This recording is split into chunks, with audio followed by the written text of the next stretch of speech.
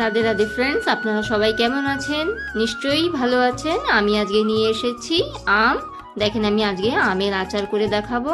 আমটা আমি কেটে নিয়েছি সুন্দরভাবে ছোট ছোট পিস করে, আর আমি হলুদ আর নুনটা আমি দিয়ে দেবো, দিয়ে একটু ভালো করে একটু মেখে নিতে হবে। দেখেন, আমি মশলার মধ্যে আচারটা রেডি করার জন্য আমি জিরে, ধনে, মৌরি আর সর্ষা নিয়েছি, আর মেথি দানা নিয়েছি। একটু ভালো করে একটু ভেজে নিতে হবে কম আঁচে। আর আমি গোটা শুকনো লঙ্কাও নিয়েছি, আর আমি পিষিয়ে নিয়েছি মিক্সার জারে। দেখেন কত সুন্দর আমটা শুকিয়ে গেছে, আর আমার মশলাটাও রেডি।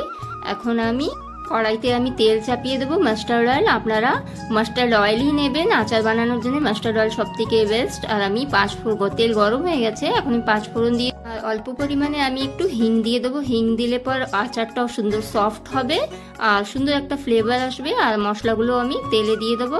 তেলটা একটু হালকা গরম করতে হবে, তারপরে দিতে হবে মশলাগুলো। আর আমি কাশ্মীরি চিলি দিয়েছি, আর ঝাল লঙ্কাগুলো একটু দিয়েছি। আপনারা ঝাল পরিমাণ হিসাবে আপনারা দিয়ে খাবেন।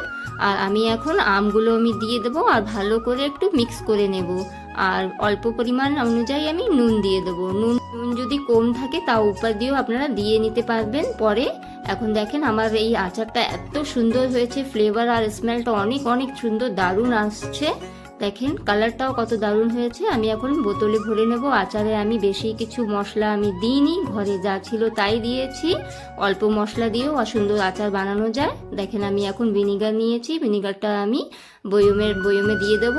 আপনারা এই কাঁচের জারটাই ভালো হবে আচারের জন্য। কাঁচের জারে রাখলে পর আচারটা অনেক দিন ভালো থাকে, আর ভিনিগার দিয়ে রাখলে পর আচারটা অনেক দিন ভালো থাকে। আর এই আচারের রেসিপিটা যদি ভালো